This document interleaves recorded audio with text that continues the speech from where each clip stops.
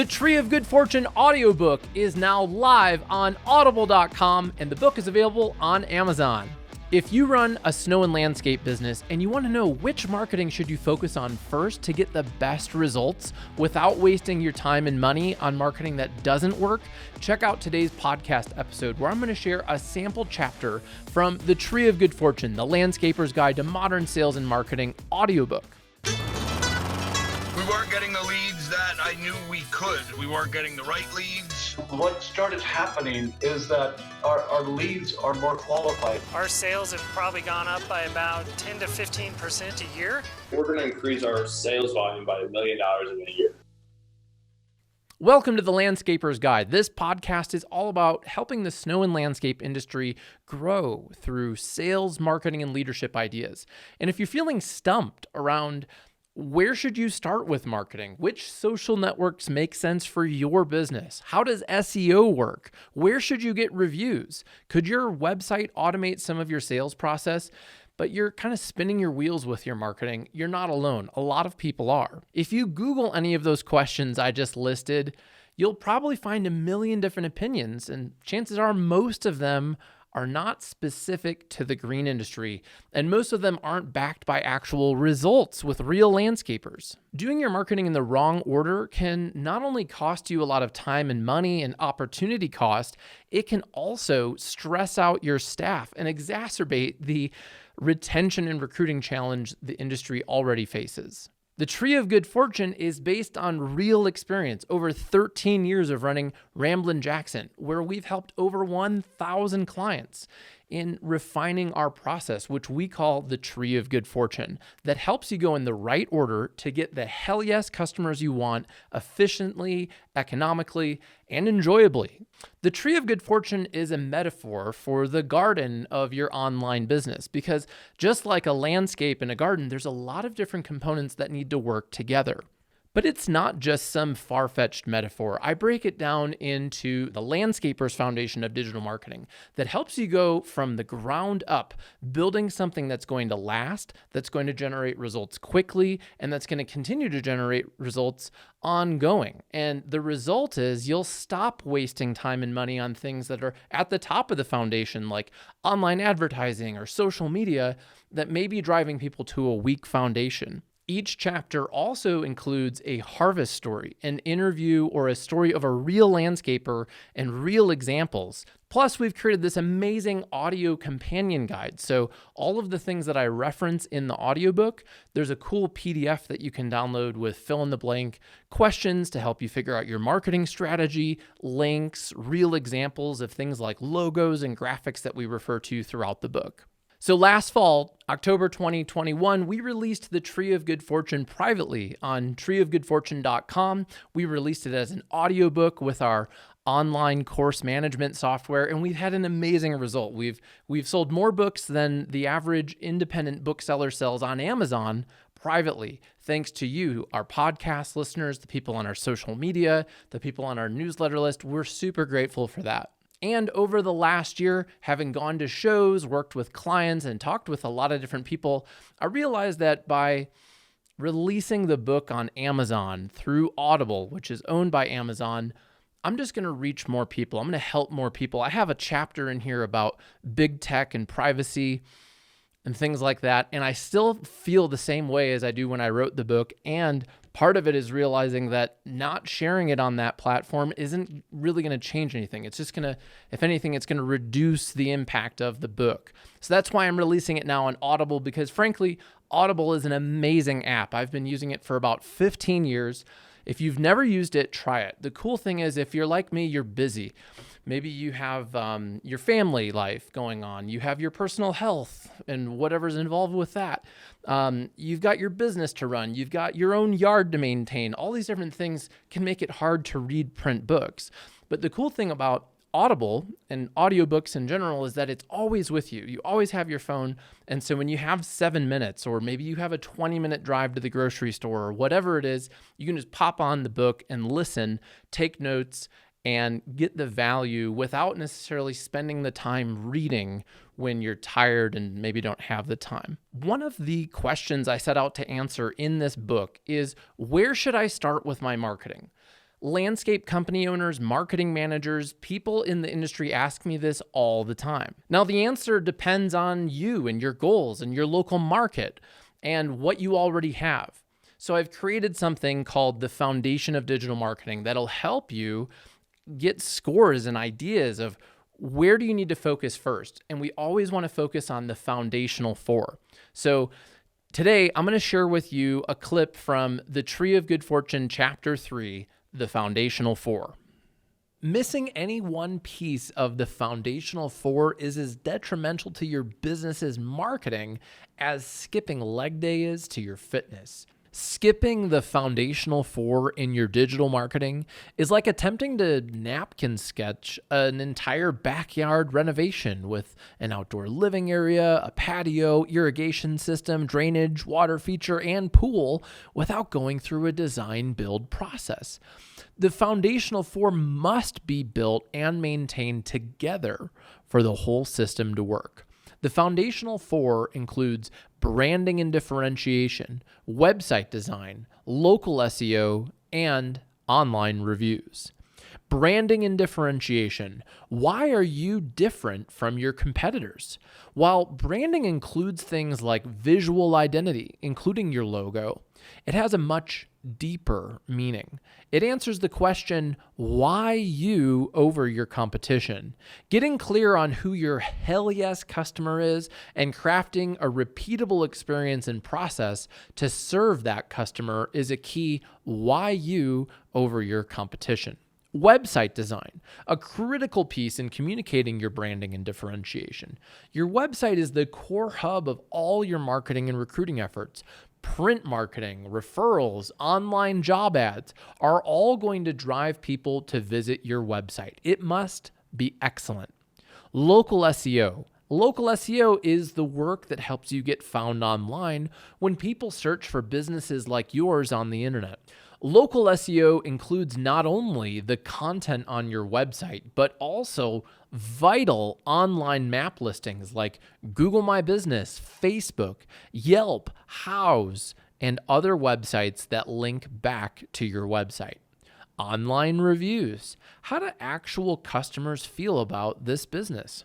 Online reviews are the new word of mouth.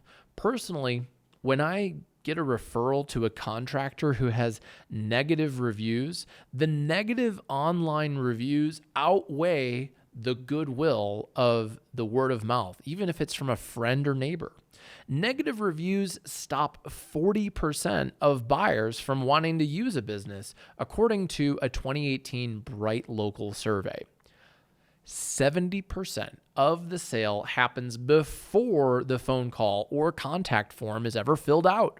In They Ask You Answer by Marcus Sheridan, one of my favorite books, and one I strongly recommend you and your entire staff read together at once.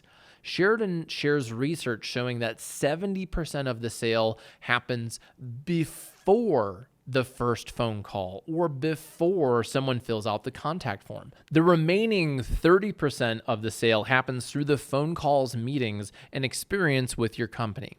Think about that. 70% before you talk to them. This is different from 1987 or 1998 or even the early 2000s. iPhone only came out in 2008. People buy all kinds of things entirely from internet research nowadays, and an increasing amount of the sale happens before they talk to you.